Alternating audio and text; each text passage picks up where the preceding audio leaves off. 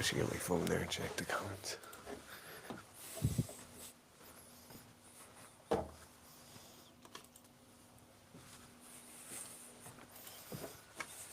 Lights here.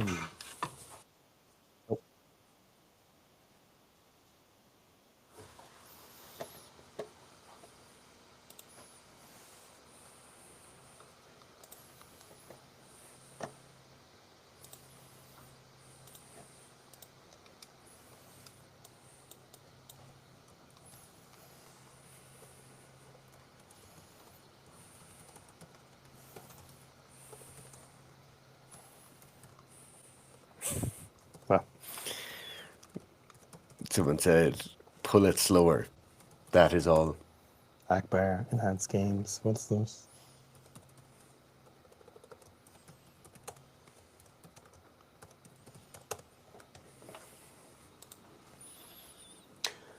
Sands of time for me are running low.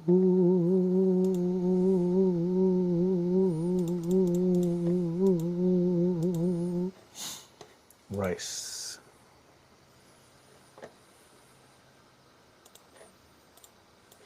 Easy now. Easy now. If you what's happening, we're doing a live news show. We're going to do a live news show. We said, you know what? Wait a minute. We said we'll give the people what they want. Because the bench press video is not back from the editor. And there's a few interesting things to talk about on the news show. But first of all, I'm not talking about anything until someone buys at least 3 boxes of Seek and Sleep. I'm not talking. Dar's not allowed to talk. Do please like the live stream. That'll be very Don't mind the appreciated. like in the live stream. We're not talking about any news show until someone buys. Until 3 boxes of Seek and Sleep are sold, I'm not fucking talking about any enhanced games. Right? There's nothing. We're not talking. I'll sit here. I've got an hour. I have an hour to sit here and not talk about anything. And nobody's on the live stream. Do you have a discount code for anyone? No. Damn. I promise next live stream we'll have a discount code for Seek and Sleep.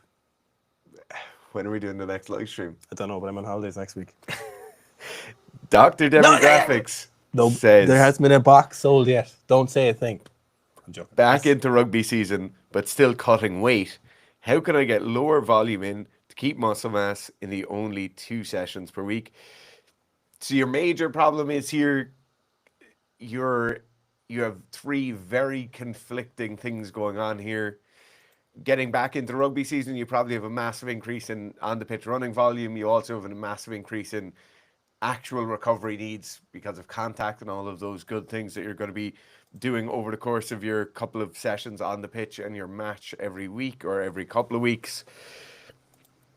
Trying to cut weight and worrying about maintaining muscle mass is a valid thing, but I would say you need to be very, very careful here because generally speaking, unless you're massively overweight, the idea of kind of adding in 2 extra gym sessions per week where they're also helping with your weight cut and 2 pitch sessions per week and possibly a game every week, you're going to start overdoing it a little bit. And it won't necessarily be a thing of overdoing it and losing that weight faster. Most of the time what we'd see is people overdoing it and they actually just get injured or they get some repetitive strain issues and they generally just can't recover as well.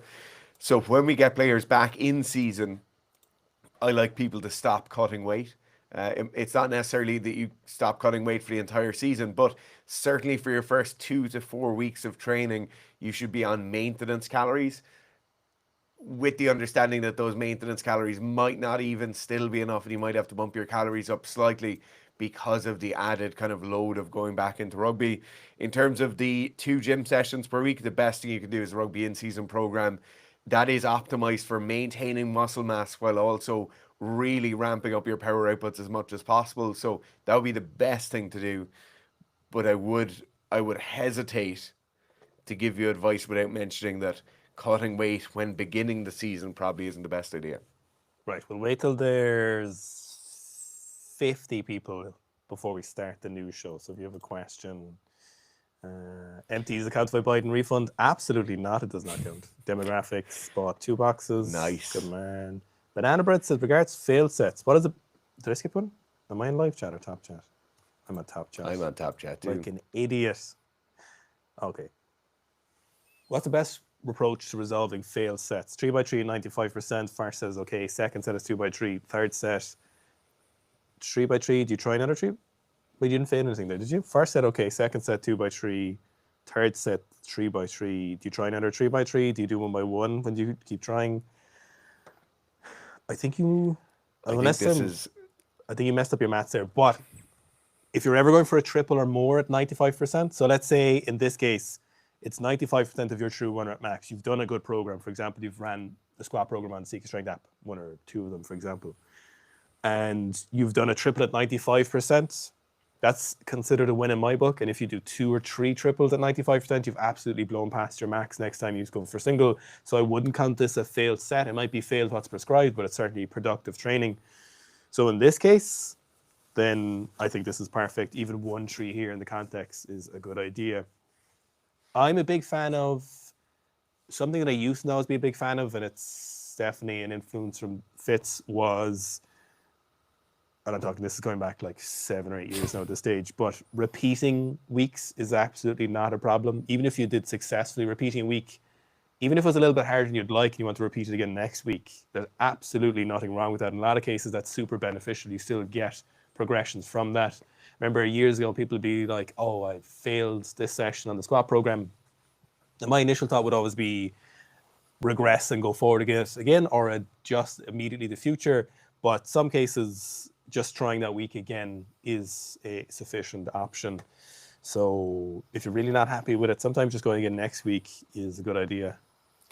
Just one little add-on to that. If you're supposed to do 3 sets of 3, and you did a set of 3, then a double, still try your 3 on the last one. Like, give it your all. I wouldn't necessarily go into the last one saying I'm just going to do a single, and I wouldn't necessarily go into the last one if you absolutely have no possibility of making it. I just wouldn't do the set. But in many cases, you will get a couple of reps in or 3 reps in. Willie says, gents, what's the worst fitness advice you lot have ever heard? Top singles. No, I'm joking. That's not the worst. You're not joking. No, RP. No, I'm joking. Oh, you're really dogmatic. You know that? So I'm going to say keto. Yes. Keto for performance. There was such a long time where people were trying to say keto could work. I'm not saying I got this specifically, but this is the first thing that springs to mind was people saying that keto would be good and could work for performance. Yes. In my personal opinion, not so much the worst fitness advice, but more so the worst advice in the kind of general sphere of fitness is that everything has some value. You know, that you should listen to everything and that absolutely every form of training and that everybody does have something positive to give. It's certainly something I would have thought for a long time, and I've listened to absolutely everything and read everything I possibly could have. And some things are just utter muck. Yeah. And you kind of just need to accept at a certain point that maybe you don't always have to find positives in everything. Yeah, or there's this idea that as coaches you have to provide nuance all the time. Most people don't care about their training that much and what they do. They just want the right answer or the most effective way that they can go about improving their training. And there's an idea as well that you have to be open to nuance with some of your ideas. But what if I validated my ideas after 15 years and several thousand athletes? Like, at what stage can I just be like, no, I just genuinely think this is a better way? Yeah. Like, at what point can I go, I'm actually really confident with this, and I don't have to be like, yeah, maybe all these things could work. And are you not allowed to just genuinely believe that something is better than another thing? Which I think is absolute muck. Does expertise not exist? Does expertise not happen anymore? Paul says, any ideas how to prevent cramps after HIIT training, HIIT, hamstrings, adductors, and feet? I think HIIT cramps after is usually a fitness problem. Yeah, it's work capacity. Yeah. The fact that you're getting cramps everywhere, you might have some fluid balance stuff going on. You might have deficiencies in electrolytes. but a lot of it, like if its hit is mainly bringing it on and your other training isn't bringing it on, I would say it's work capacity. Okay, I think we're nearly. Are we ready to We've go? got 57. Nice. Wait, there's two. On the build, Smith Jitsu. Smith Jitsu. Best way to build an aerobic base after coming back from a jiu-jitsu injury: get on an assault bike or a stationary bike and do Norwegian 4x4. That is An EPO. and then add in one session of zone 2 during the week. Thomas said I've been trying to reduce my body weight while running horse program to improve explosiveness, cardio, but I've hit a wall. DEXA 9%. Holy 9% moly. at 92. No, Thomas, that's insane. What? You've hit biological limits What of a natty person there. Yeah, that doesn't. There's no way. The fitness industry has made people believe that 9% is like kind of shredded and that you actually can get down to 5 and 4%. That's so. On a DEXA? So on a DEXA, like that even 9% if that's could wrong, be sitting around your organs. Even if that 9% is actually 10.5%, that's too lean for trying to do. Yeah. No, that's way too lean. Generally speaking, with non-enhanced field sports athletes, you're looking 15% or 14% as the optimum body fat percentage for performance. Obviously, in the case where you want it for like running efficiency, because you're carrying that weight, you might bump it down a little lower. But in terms of like being fast, strong, and explosive for 60 to 80 minutes of a game, 9 is too low. 9 is way too low. I would say 10 to 12. Some people just sit really leanly, like that 10 is probably on the verge, but 12-ish is usually a pretty sweet spot for some people. And you can be very efficient at up to 15. Like you're really good at 25%, wasn't it? Right. Okay, let's get rolling with the new show. Are we already? Oh, we're screen sharing already. Oh, wait, Martin actually asked. No, Vapor, we're doing the new show. We're just waiting for a few more people to join before we start. But Martin saying, any tips in regards to correcting a hip shift back in the back squat? Yeah, so basically the main thing here is go back and watch the video we did on how to squat like a professional weightlifter. It was out last week or 2 weeks ago. Great video, if I do so say myself. Essentially, you're not able to drive your knees forward as you're standing up out of the squat. So instead of your knees going forward as you stand up, when you come up out of the bottom of the squat, your knees are probably coming straight back. Don't do it. Fix, get stronger quads, get better mobility, and practice the technique and be aware of it. And all of those things are important. Right. Okay. Let's get ready to rumble. Can we all see Akbar? Can everyone confirm Akbar is on your screen right now? And he's about to absolutely demolish some snatches. Actually, I'm going to find the warm-up video. My God. Have you seen the warm-up one? Have you seen the one where he goes... The 140 to or 170 up. Going from 170s here. Has there ever been anyone who's ever been snatching 170 like this? It is insane. Who's not a super heavyweight?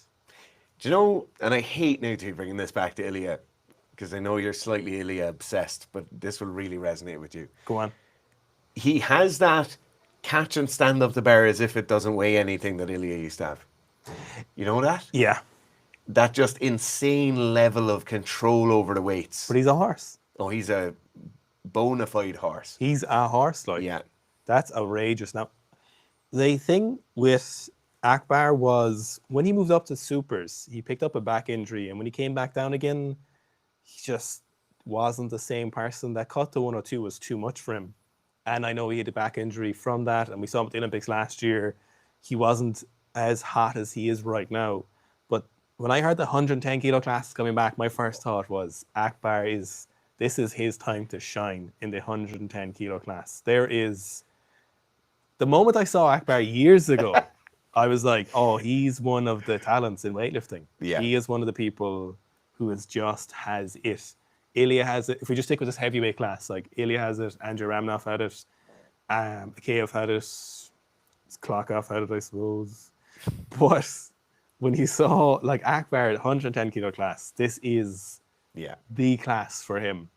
I'm so excited to see what he does at Worlds. And another thing this makes me think of, right, is, so obviously everyone except American weightlifting is taking drugs, but, you know, whatever. But when we were talking a couple of years ago, and we were talking to Seb and Zach, you know, and people are saying weightlifting could thrive without lots of people doing what needs to be done to lift big numbers. But that's just not the case. This is what gets the people going. Yeah. This is certainly what gets me going.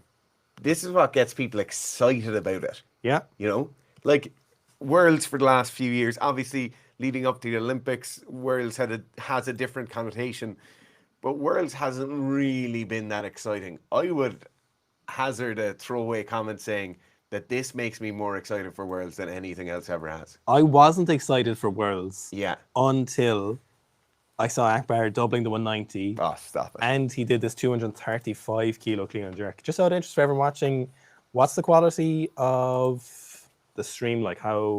What's the frame rate like on the lifting? Oh, it's good. Oh, it's good. Oh, nice. Okay. Yeah, Akbar is from Uzbekistan, #1 horse. He's one of the horsiest people in the world right now. I'd say that for nothing. Say that for nothing there. You know, there's something like when you cast your eye over someone and you're like, that looks like the body weight he should be. You know, Yeah. when he went to super heavies, he just looked massive. He was still lifting well and everything, but I feel like this is the weight he should be. I was saying that about you when you were 125 kilos. I said, that's the weight. What's crazy about this as well, and it was when Romania the other week, when we were looking at Anton lifting, is how well he maintains his mobility. Excuse me, at the body weight that he's at. Akbar racking this with the hook grip in the front rack position at, let's say, 112, maybe 115 kilos, I'm not sure how heavy he gets, is criminal. That's crazy. Insane. It's one of the things in weightlifting that's not talked about enough is the ability to maintain mobility despite all the egregious training and all the hurt weightlifting puts upon you. That's a skill that's actually not thought about much, is how much mobility you can maintain, pliability, elasticity of your tissues. And that obviously plays into how fast and explosive you can be as well. But all of you have had a time where your knees have been sore, your shoulders been sore, your front rack has been tight. And it's undeniable that compared to when you're slippery, supply, smooth, and fresh, how much better your performance is. This 235 is literally, that's kind of the clean and jerk. You're like, oh, okay, you're just a couple of more singles, you'll max out in like 6 weeks. That's not like, that's the heaviest clean and jerk you've done in a couple of years, is it? But in fact, it's 235 kilos. We're still on this. Oh, wait, hang on. We're not on the clean and jerk. Oh, no, hang on. Cheers, tap instead. Right, can you see the clean and jerks? I think we can see the clean and jerks now. Resolution is a little low, but the frame rate is good. Okay, perfect. So this is the 235. I wonder, did he go more? Is he hiding? Is there, like, they showed Has he gone more and not put up the video? Now, Ruslan Nuradinov did 230 a couple of weeks ago as well, and he's like 37 or 38, I think. Talk about long-term horse. Long-term horse. Ruslan's got it. Ruslan to me isn't a horse, though. He's just a good weightlifter. But Akbar's a horse.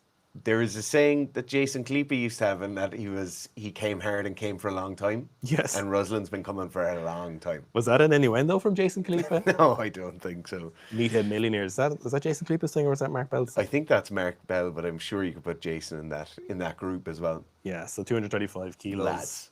Outrageous. What's he going to do at Worlds? His squats are incredible as well. Wait, did we see some big squats from him as well? Are they here? Did we see a massive? Not recently, I would say. We saw the 252 jerk. But I thought there might have been a massive front squat from Akbar. See, this is what you get on the live news show that you don't get on the... Is wondering. Is the kind of pondering and the skipping from Instagram page to Instagram page. So here was another 230. Time for the dentist. Oh my goodness. There it is. Right there. How long ago was that? That 5th was of September. a week ago. So that was obviously 230 and then 235 next week. Goodness gracious. How was he jerky with arms that long? And he's doing it. Here's a 190 double. Wow. Wow. That's like the kind of double you do where you have 10 more to do. Yeah. Holy moly. Yeah. What? What's going on there? Oh, we've got some squats. What's happening here? His squat is a thing of beauty.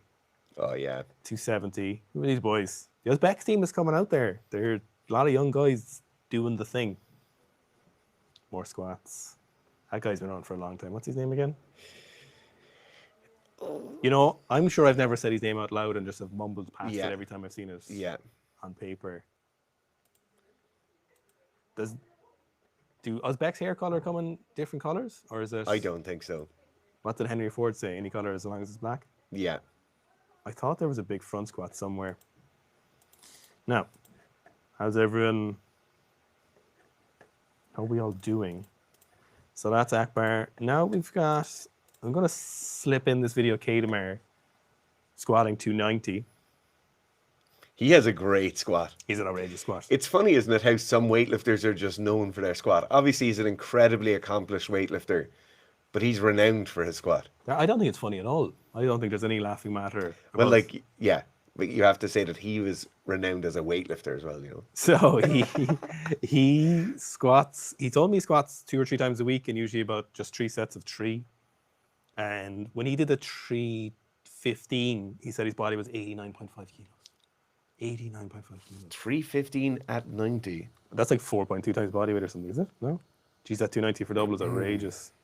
I will be saying, it has to be said, that Kadamar's technique leaves a lot to be desired on the snatch. 3.5 times body weight. 3.5, I was way off. You know you're strong when Archer Matchcraft says bro in the comments, and Gabriel says strong as fuck as well. Yeah. He's clean, and his snatch technique, while very power, are certainly, you know, there's, and I know he's been working because he's had videos put up on them.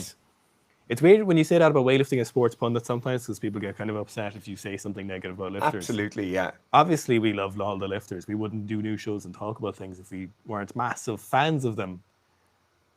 But he's obviously still world class as well. Yeah. You're not saying you're better than him because you think there's an issue there. It's like commentating on a Formula 1 race and being like, oh yeah, well, could have been 2 seconds faster there, or 0.2 seconds faster.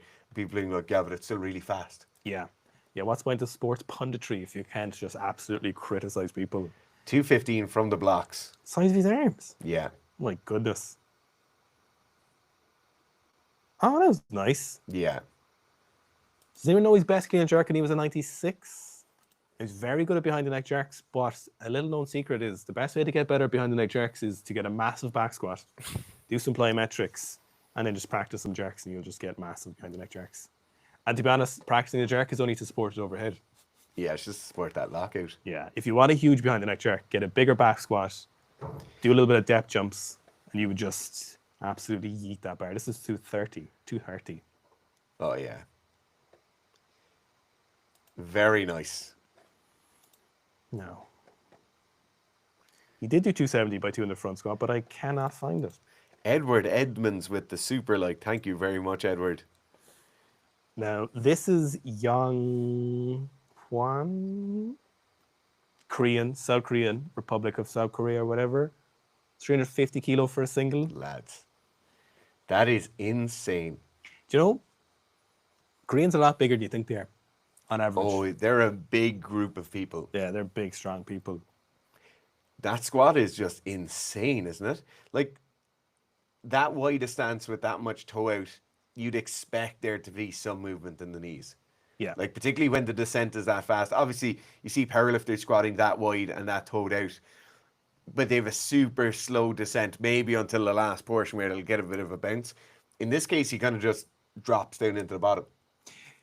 Another thing people kind of forget about the South Koreans as well is just how strong they are on their deadlifts and their squats and their presses as well. They push those really far.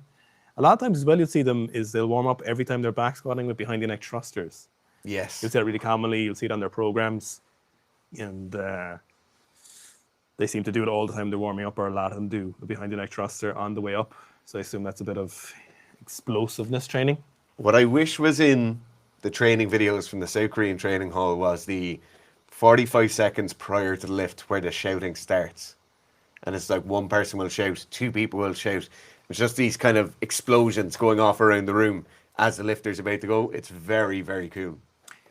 Yeah, they say fighting, but then it changes to highting when they shout it. And then they have that thing that's Fridays on fire. Yeah, it's pretty sick. That's pretty cool. Yeah. So Fridays on fire. Now, they're all going home from work on Friday when we were there. Yeah, but they're on fire prior to going home. I'd love to revisit that training center. Yes. And train at them as well. Yeah. Right, let's get on to some of the juicier stuff. So, Fred Curley. It's hard to say his name in Irish accent. Curley. Curly Fred. Curley. Are you sharing that? Let's see now. There's nothing on my... Okay. Why did that stop sharing? So as you've seen for the last year or so, the Enhanced Games have been signing more and more athletes from more and more sports. I will say this is probably one of the biggest signings due to the fact that it's in the 100 meters. It's the first Team USA male official signing. Sorry, male track and field athlete official signing, I think is how they phrase that. Insane competitor, very, very close to one of the best in the world right now. I can't wait to see what happens here. So Fred has run a 9.76 as his PB. He'd missed a whereabouts thing recently. He got silver in Tokyo, and then he got bronze in Paris. He has been a world champion, but the athletics crowd don't seem to care much about worlds. They just don't seem like, obviously you want to win worlds and get medals. Yeah. Obviously, no one's saying that. But what they care about literally from Olympics to Olympics is who's the reigning Olympic champion. And then they don't put a lot of stock in what people do in the intermediate time, because it always seems to be framed in the context of what are they going to be like for the next Olympics. Yeah. So unless you run a massive time, but the athletics, obviously the most watched event in the Olympics, the 100-meter final. Yeah. And that's everything everyone cares about. Whereas, world champion in weightlifting has a lot of weight to it. Obviously the Olympics is higher on that, but when it comes to athletics, it's the Olympic medal and who shows up for it. Now, 9.76, right? We were talking about this beforehand. I wouldn't be surprised if he didn't get any faster. That's all I'll say. Yeah, there's two really interesting little tidbits here. The first thing is they've booked a date for May next year. May 26. So there is a race going to happen in May, or as they're saying, it's going to happen in May. And then what happens in the interim? Because I share Owen's belief that I don't necessarily believe he's going to be much faster. I don't necessarily believe that any of the current track and field 100-meter senior top 10 competitors that you'd see a massive increase in their times. What I do believe could happen is a term from other sports you might call technological doping. So that would be changes to the bike and cycling, changing to the track surface they're going to run on. The other really interesting thing for me is what he's going to do in the interim. So in those next 6 to 8 months between now and May, is he going to race at international meets? Is he going to race at smaller scale meets? What do those tracks look like? What's he going to be running on? Are they going to do a straight 100-meter track? I want to know more of the logistical details than I necessarily want to know any of the pharmaceutical details, to be honest. People trying to argue saying that he probably won't take steroids, but I think, in fact, you'll find that he's absolutely going to take steroids and PEDs. What's the thoughts behind doing the enhanced games while not enhanced? That's absolutely... Are they taking other PEDs that aren't steroids? Also, I'd heard nothing about this. No, they can see the screen as well, so I won't read that out loud just in case YouTube doesn't like it, but... Very interesting. Well, not interesting, terrible. No, I mean the whole situation is very... Yeah, terrible if true, if that's actually the case. I hadn't heard that. Yeah. Will he actually hit a PB? I'd be surprised if he doesn't improve his times that much. Now, at the same time, there's a British swimmer, Ben Proud. Do you want to... Share this, good man. Share this tab instead. So he's a World and Commonwealth champion. Obviously, no one cares about Commonwealth Games. I certainly don't. The Colonial Games. No, thank you. Silver in 50-meter freestyle. Bit of experience with 50-meter freestyle. We helped Cameron McAvoy this year with his off-season. Got him squatting, got him jumping, got him more upper body, bit of muscle mass. Hit the fastest 50-meter freestyle in the world this year, outside obviously the enhanced games. Mm-hmm. World bonus, they're saying 1 million. Butterfly bonus, 250. Wow, that is... What's with the discrimination against butterfly? That's cool. I think Butterfly it is cool. It is cool. I don't think it has the same draw as the 50-meter free does. I'm so not proud of you, Ben. Fuck off. Yeah. My God, get a grip. So a big thing from my point of view, outside of these two athletes, but with the enhanced games generally, I think it is good to see other organizations coming in here giving an alternative stream of competition and an alternative stream of prize money and possibly contracted payments over the course of your training career with them. I think that's always a good thing for the sport. I think the fact that a lot of these athletes are top level international senior athletes who are constantly under pressure to make times, to make qualification events, I think it is great to have another option there for them. We are so early in the days of the enhanced games or this alternative stream of competition that it's really hard to know what it's going to do. I personally don't think it's going to come anywhere near the level of gravitas or the level of popularity the Olympics ever will. I don't necessarily think we're going to see crazy PBs being hit, and there's a few reasons for that. But it is just it's a nice, interesting aside.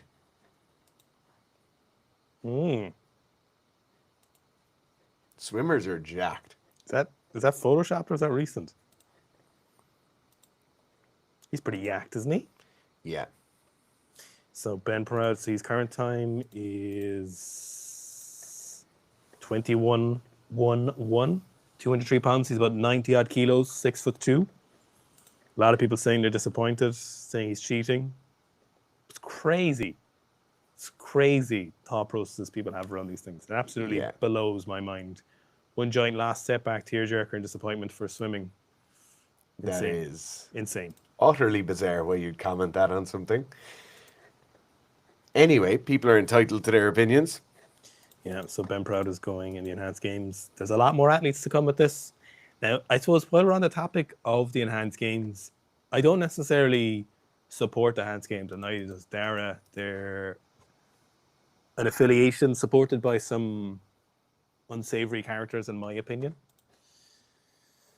What that means for the enhanced games and what things will actually look like. So if you saw the swimming event this year, it was just him in the pool, which I think is, like, if it's not a competition, it's just a training PB, no matter what way you shake it, enhanced or not enhanced. Like, unless you're competing against other people, obviously a cool time to hit, of course, but, you know, if you're going to be making yourself the enhanced games, having someone in a pool alone with no one else in the pool and no one watching, I don't really think that's much. Very different. That's not living up to the spectacle of the Olympics. It's not really living up to the spectacle of the sport itself either. Like the direct head-to-head competition that you see in the pool, the effect of that wake and other people's wakes coming across onto you, the effect of having to have your start perfect. Like in weightlifting, to bring another sport into this, hitting a massive PB on the training platform is drastically different than beating someone in competition. It's just a different thing. It may well be a different sport. And across the entire remit of sports, weightlifting is probably the closest you could have from competition to training environments. Once you get into sprinting, once you get into swimming, once you get into any of the other sports, that competition side of things is huge. It's weird how much it sets people when something like this happens. You know, Yes. they're like, can't believe you're doing this. Yeah. Can't believe you're going for swim for $1 million. Yeah. Swim for $1 million. 21 seconds of work. 20-point-something seconds of work. Yes. For $1 million. And you're disappointed. Give me a fucking break. The man's doing a Rubik's Cube underwater. Can't say I don't recognize him. He doesn't look familiar. Does it look familiar if you see him with the swimming cap and goggles on? Let's try. No, not at all. Oh, what's he doing here? A little Flintstone benching? Little homemade weights 284 weeks ago. Oh, I think that was... We're way back there, Gareth. Way back when. Now, any questions on the enhanced games? Feel free to not ask us. We don't know anymore. Or do we?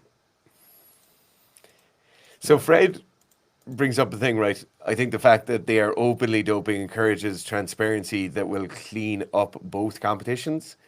I don't think for a second that it's going to mean the Olympic Games or any of the other large-scale sanctioned events are going to be in any way cleaner because of this. One thing I do want to say about the enhanced games is at some point, obviously, someone's going to try and make money from this. Obviously. Nobody's doing this realistically out of the goodness of their heart. Out of ideals. Nobody's putting up this much money to go ahead and then not... Out of passion. Out of passion. Nobody's doing that and then not going to try and make money off it. So at some point... I'd say watch this space for some of them or someone involved in this to try and make money off that. Now, just whipping back to North Korea again, we have our favorite South Korea. South Korea. Sorry, did I say North Korea? You did. My God. Back to South Korea. Sung-ho Wee, the Legminator, which is a much cooler name than anyone could ever imagine. He squatted 421. Remember, he was going for 400?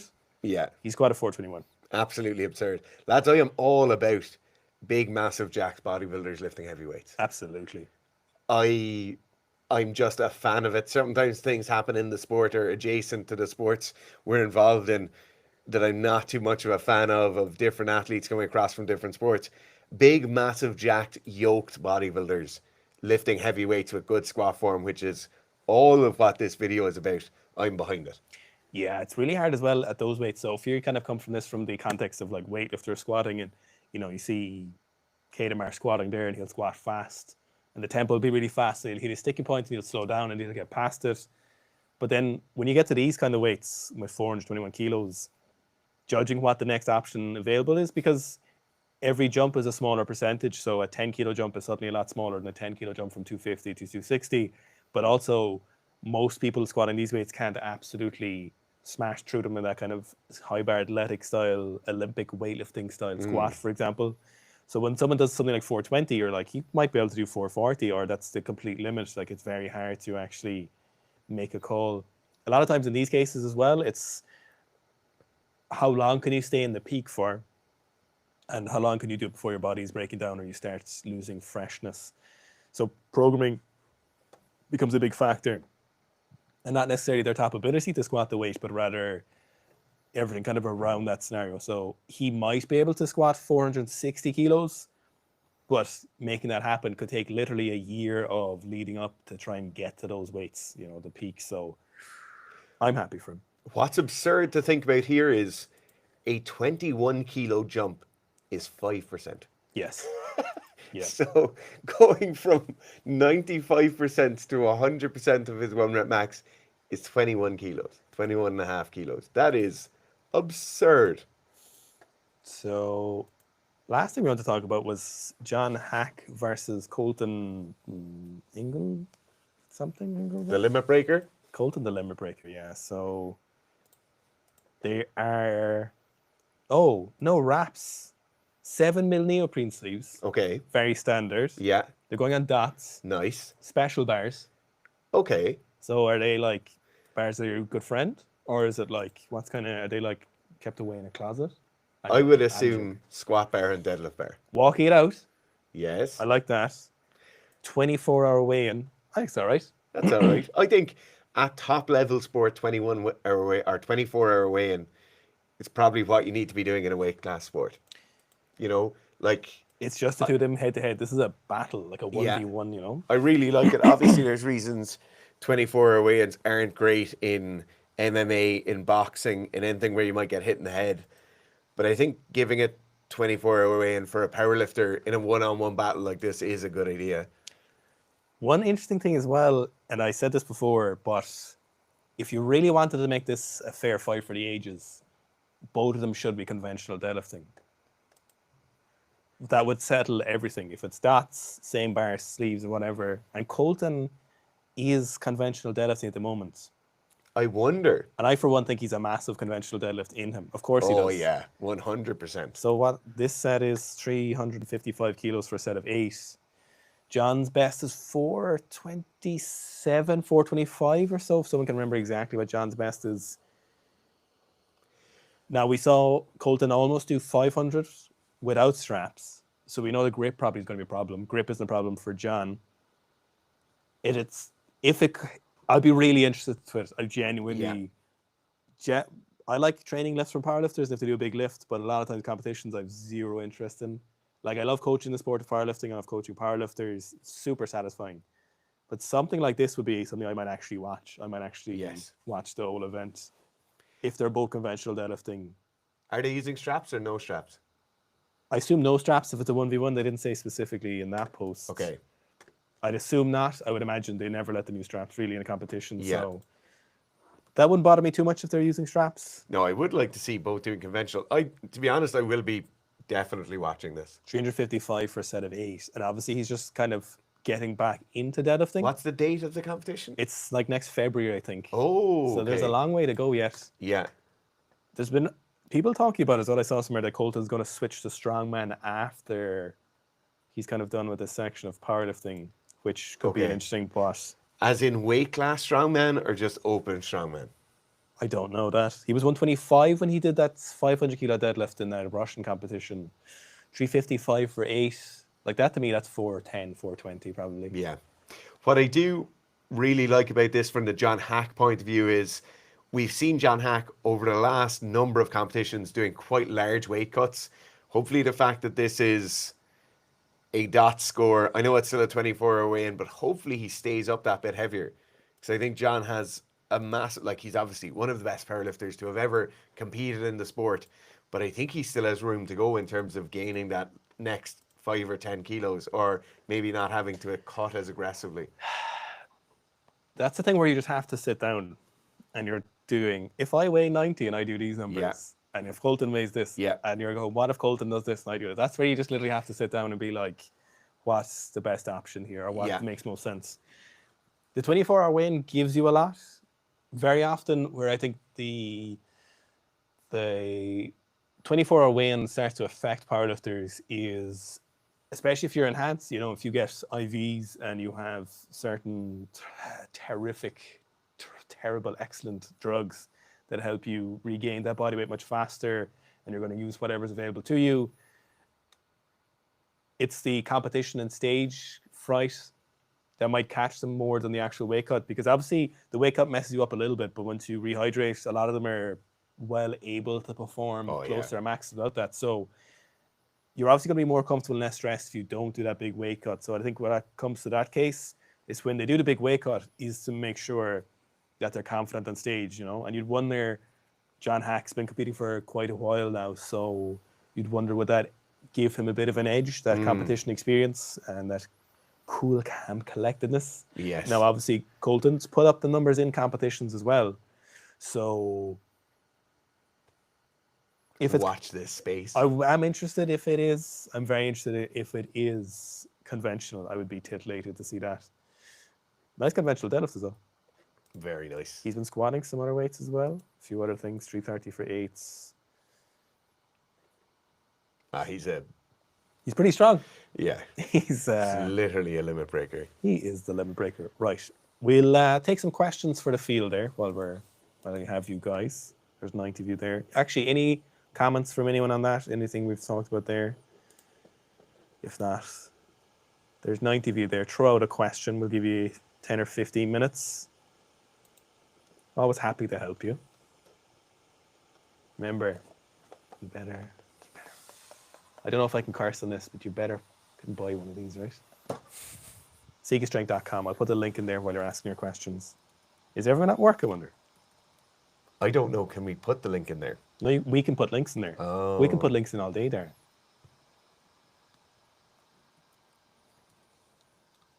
Do you have your rugby club tonight? Yeah. What are they doing? Tonight is we've game at the weekend, so tonight won't be a lot of direct work from me, but I still like to be there, you know. Are you gonna As the S&C coach, you generally do the warm-up, and then the Tuesday sessions, you tend to have a bit more kind of contact time, if you say that. A lot more fitness work. Are you going to ruin your life for this rugby club now, like most people do? Yes. That's a good idea. I've already done it once. It nearly killed me. Yeah. So now I'll do it from the coaching point of view. Anonymous Donkey says, guys, when should I program deadlifts? I'm running our RTA program. So once a week deadlifting while doing the RTA would be more than sufficient. And what you'll probably see, if your squat goes up enough, that if you maintain your deadlift quite well, you'll probably hit a deadlift VB shortly after running the RTA squat program. A very common phenomenon that happens. Phenomenon. So any other questions? Let me know. Half doors 510. Yeah, we didn't do it anyway. We've stopped doing the news show reactions on Instagram. We haven't done the news show, obviously. So in terms of half doors 510, very impressive lifts. Monstrous. The way I've been thinking about this recently is the more I talk to people about how much the suit adds is, I think of it more of an individual event itself rather than like the biggest deadlift ever. So in my head, it's like an axle bar deadlift, or it's like the tire deadlift you see at the Rogue. Or sumo deadlift. So I'm like, this is an incredibly impressive event, but this is not the most impressive or heaviest deadlift to me. That's how I think about it, because if you look at what the heaviest raw conventional deadlifts are without suits, if you look at maybe what half-doors are without a suit, so it's a nice way of balancing the fact that you're wearing a lifting suit, which typically most people don't really like. Like if you squatted a big weight, most people wouldn't care. If you benched in a shirt, most people didn't care, and that's the reason why I quit powerlifting, died off drastically. So in the same way, a lot of people have said you can get a lot out of the suit. So in my head, this event is crazy and it's very impressive, the 510, but it's not what I would consider the biggest deadlift or the most impressive deadlift ever, in my mind.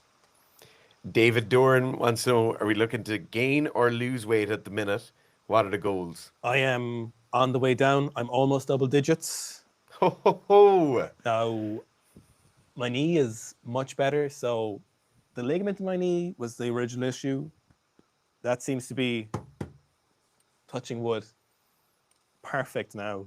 But the quad tendon inflamed a little bit at the top, so it's a bit more sporadic. But I've been squatting, like I was doing some 220s last week, and they felt as strong as any points. They felt as strong when I did 290 last year, when I did 300. So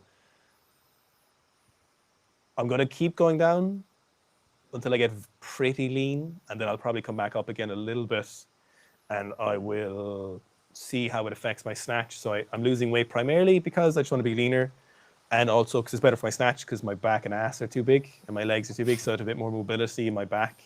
That'll be much better for my snatch. I have more room in my shoulders, and you don't need the body weight for snatching generally. So I'll keep going down and then come back up and see how things feel, and then I'll see what I'll do with my squat. So I have a particular comeback goal. I've been recording a video for it for the last several months. Woo. So I won't say until that video is done. What are you doing with your body weight, Dan? I'm just getting back in touch with training. So my body weight's not doing anything at the moment. I even said, lads, I got hard at the gaming this year, and the gaming postures, my traps cramping up a lot. Physio gave me some stuff for thoracic mobility and mid-back. But any tips? Stop now. Stop it. There's only one Don't. level 2 certified ergonomics assessor sitting on this live stream. Okay. So what were you going to say? I was going to say stop gaming so much. As someone, Dara doesn't like the game, so it sounds patronizing when he says it. I love gaming. I love playing video games, I always have. But as someone who's at certain points played lots of games, but never detrimentally to your life, I can say, as someone who really enjoys gaming, what am I playing at the moment? What am I playing? What have I talked about recently? PlayStation. No, but what am I? Xbox. I'm playing the Delta Force, free to play. I play like maybe an hour a week if I get a chance. Ivan, this is just purely life advice. Gaming does not benefit your life, and there's a lot of other things you could be doing. Maybe he's a pro esports gamer. Okay, let's assume he's not a pro esports gamer. You need to foster relationships, your career, your health. Like if you're watching us, you probably do train and stuff, but Ivan or Yvonne, if you feel like it's too far and if it's giving you postural issues, I say this as someone who also enjoys gaming. So I'm not saying this from I'm not saying this from an angry parenting thing where you're like, don't play those games. Just be careful. It's a trap a lot of people fall into, and it's an easy thing to fall into when sometimes when other things in your life aren't going great. I know that happens to some people. It kind of happens. It's kind of similar to gambling in that fact, where people really get into it when they're trying to hide from things.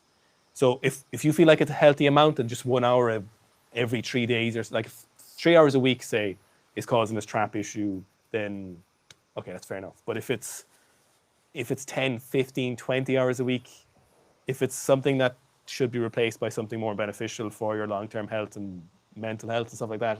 I know you didn't come here and ask a question to be judged, Ivan, but when you ask a question, I'm going to give the thoughts. Now, in terms of traps and thoracic, you need to get someone to get in there with their elbow, get into your traps, get into your thoracic, elbow, squeeze, hold your traps. Physical massage here is so beneficial.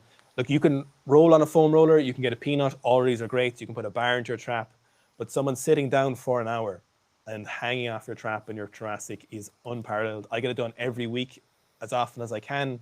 It's unbelievably productive. So my advice here is get someone to do some soft tissue work on you for a full hour.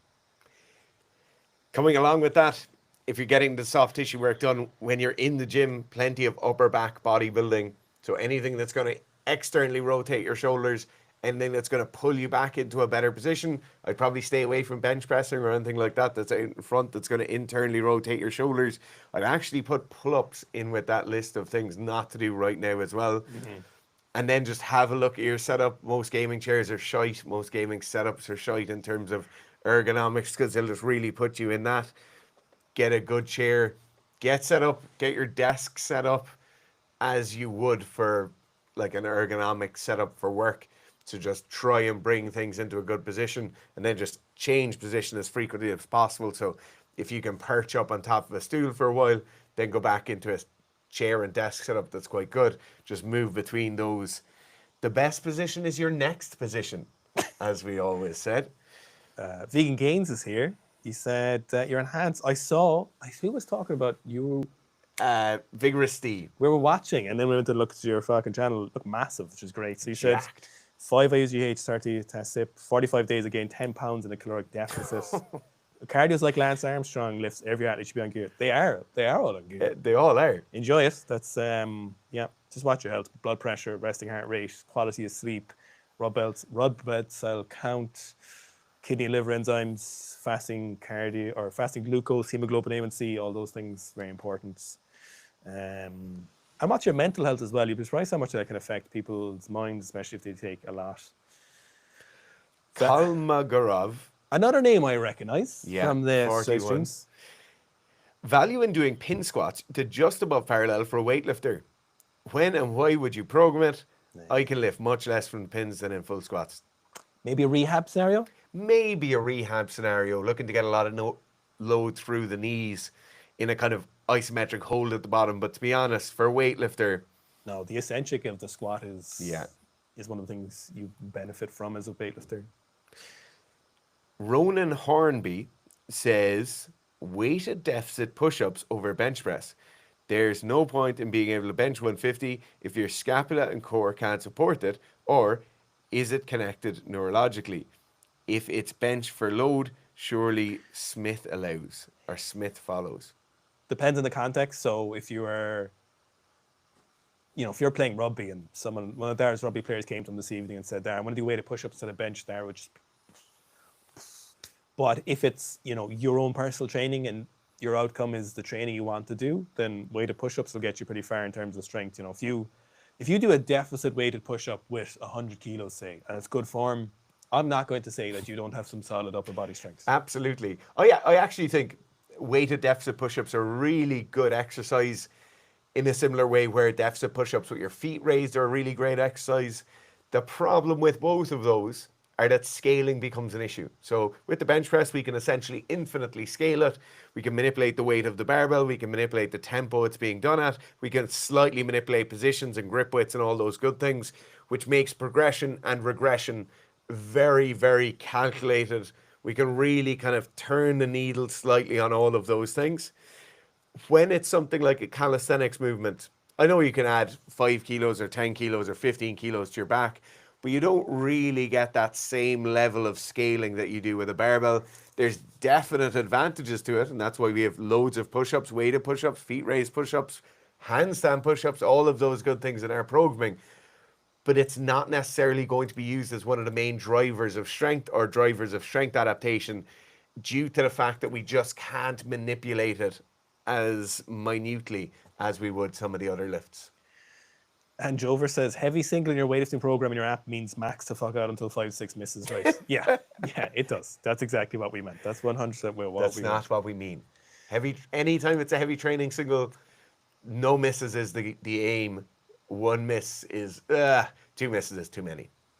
I was asking, you missed it with me. Did you video talk about it? What happened to your knee? I'm curious here about it. So I actually did a podcast a few weeks ago about it, but long story short, I did a squat without warming up properly after getting out of the car for like 4 hours.